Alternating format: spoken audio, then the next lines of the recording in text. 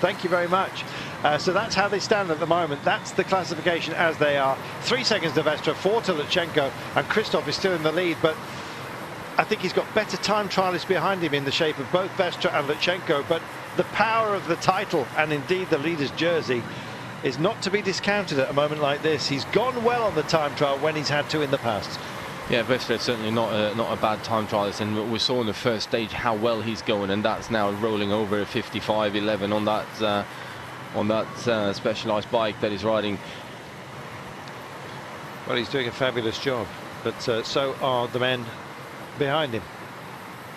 New Vestra on a charge. Now, is it going to be enough? I think Vestra's going to steal this at the very last, no matter what Christoph does. Your thoughts? Who are you going for?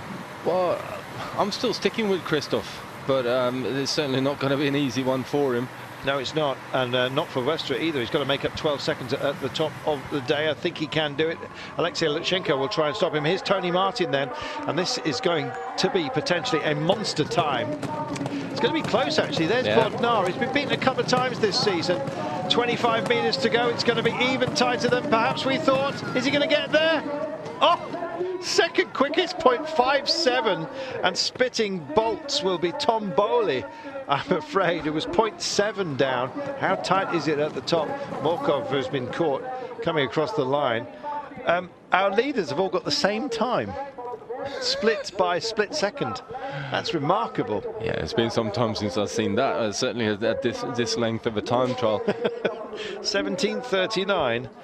Tom Bowley will be thinking about the course and where he could have found 0.71 of a second, and likewise Tony Martin. How tight was that? There's a very, very happy man, Maciej Bodnar of Poland, and it looks like he's going to get this. 17:39 for all three of our leaders at the moment, but more importantly, it's about the title and what this man can deliver. Bit of a wobbly moment there over the tracks. He's got to get back on them right now. This is fascinating, Magnus. Here we go. Yeah, definitely. It's going to be interesting when we get towards the finish. I think Christoph may potentially be able to make up a couple of seconds going around the final couple of turns in town there, and certainly on the acceleration out of it and up towards the line, and comparing to someone like Vestra. But Vestra certainly looks like he's going very well out here, and fully committed to this one. And no tram assistance this time, I noticed, but no. There you are. They only give them to certain riders depending on what time they start. You'd want to look at the timetable, wouldn't you? So last man on the road is of course the leader, the defending champion as well. Christoph, when he comes home, we'll know all. Well, not everything, obviously. Here is Zabel. And it's clear, Isabel, that he's not going to set the world alight with this time, I'm afraid.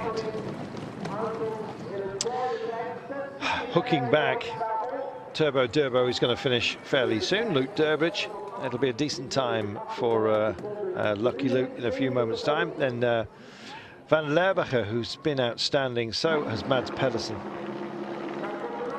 And here comes Durbridge, and it is a good time for him, just outside of the 18 marker, as you can see, but nonetheless, he still wrestles it, and he is at the end, not giving any quarter. That's the kind of guy he is.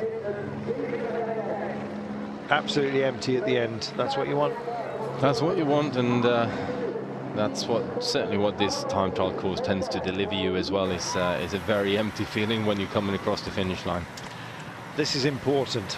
Vestra, how is this going to shape up? He's in the wind, as you can see. Look at the wind kites out there, the wind surface, I should say. And this is no easy task, particularly the technical finish, Magnus, where you believe that Christoph will have an advantage. I think you're right, but will it be enough of one? And a bit of a check into the corner here from Lutsenko, who now is also coming out to the exposed part of the course, beach side. They've got 2 kilometers exposed here right at the very front, and then they have to cut in about 1.4 k's to go, and it looks like Lutsenko is quicker than Vestra at this moment. I think they're less than a minute apart. But what about this man? Well, this man certainly working hard, there's no question about that. He's rolling that massive gear over as well, but Vestra here kicking out of the corners, giving it everything he's got. Lutsenko clearly looked like he was taking some risk going through through the turns and onto the seaside. Oh, that was tight. Yeah. And look how cut up the road is here. It's very unkind. There's the Flamme Rouge, and you think, oh, it's all over now. No, there's another one to be taken. The best line through here, your shoulder will touch the padding as he goes through, and it nearly does. My goodness, he's on it. Vestra is on a charge. Final couple of curves for him to deal with. And then that long, lazy run past the barriers to the line. It's very much sort of out of town here. Almost in the boondocks, it feels like. But here comes Christoph as well. I don't know, I think he's lost it at the very last, but what ground can he make up on this technical stuff? He's a supreme bike handler. That was tight, was it not? Here we are. Oh, they're still skirmishing further down the line. That's Mads Pedersen who's done a good job. Van Lermeke, he passes by. Mads Pedersen with a very solid and respectful time, but our eyes, of course, just drip to the top of the screen here. And there he is. There's Vestra, who I think is going to take the title, is he? Him or Lushenko, one or two of them. Or maybe Christoph, despite his illness, can hold on. Let's have a look. 50 meters to go. This is going to be a good time. No time on our screens, for goodness sake. Oh, 17:42. Oh. Thank goodness for that. Let down by the graphics man, saved by Maggie's eyes. 17:42. So 17:42 it is, and we wait for Lutsenko. Vestra to beat Lutsenko. He's got to be 5 seconds to the good of Lutsenko, but to win the title he's got to beat Christoph by 12 seconds. It's going to be tight. Last couple of curves now. Lutsenko, well, did I misread it on the coast side? I think possibly.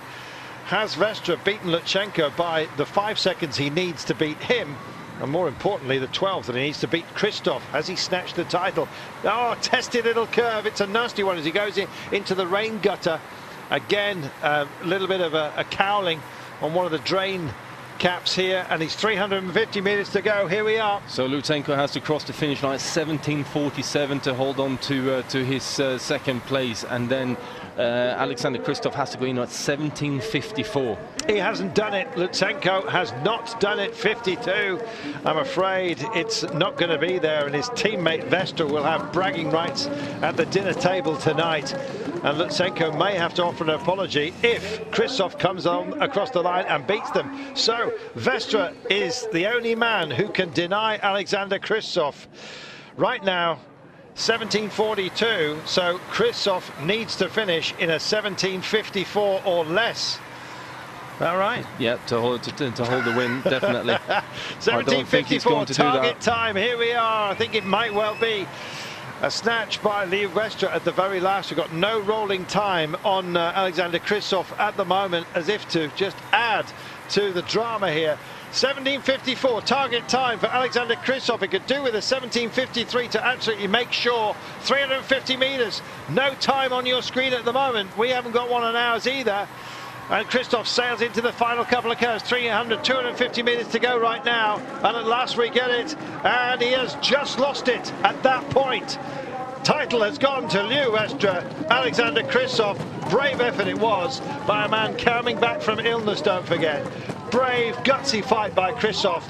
But he hands over his coveted title to Liu Vestra.